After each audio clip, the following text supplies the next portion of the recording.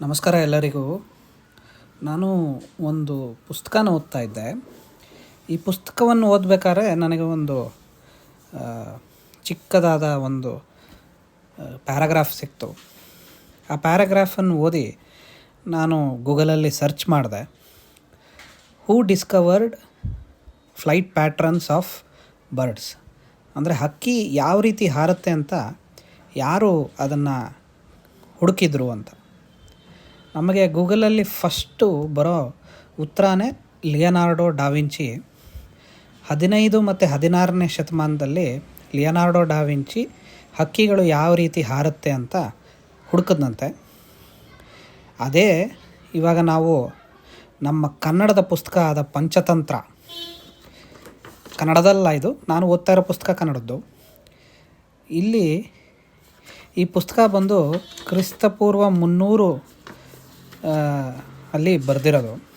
ಇದರ ಪುಸ್ತಕದ ಆಥರ್ ಬಂದು ವಿಷ್ಣು ಶರ್ಮಾ ಎಂಬ ಒಬ್ಬ ಗುರುಗಳು.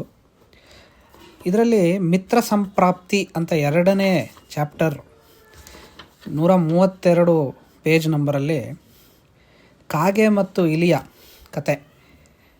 ಅದರಲ್ಲಿ ಆ ಕಾಗೆ ಒಂದು ಸಿಂಪಲ್ಲಾಗಿ ಹೇಳುತ್ತೆ ಯಾವ ರೀತಿ ಅದು ಹಾರುತ್ತೆ ಅಂತ.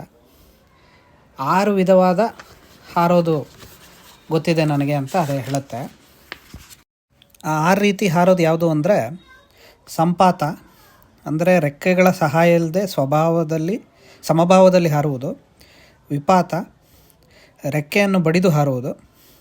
ಮಹಾಪಾತ, ಮೇಲಕ್ಕೇರಿ ಕೆಳಗಡೆ ಇಳಿಯೋದು. ನಿಪಾತ, ತಲೆಯನ್ನು ಕೆಳಗೆ ಮಾಡಿ ಹಾರುವುದು.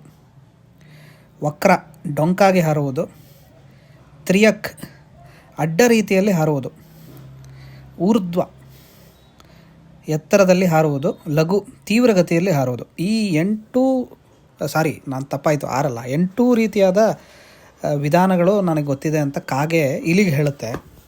ಇದು ನೋಡಿ, ಇದು ನಮ್ಮ ಸಂಸ್ಕೃತಿ, ನಮ್ಮ ಏನು ಪೂರ್ವಜರ ಜ್ಞಾನ ಇದೆ ಇಲ್ಲಿ ಬರೆದಿದ್ದಾರೆ.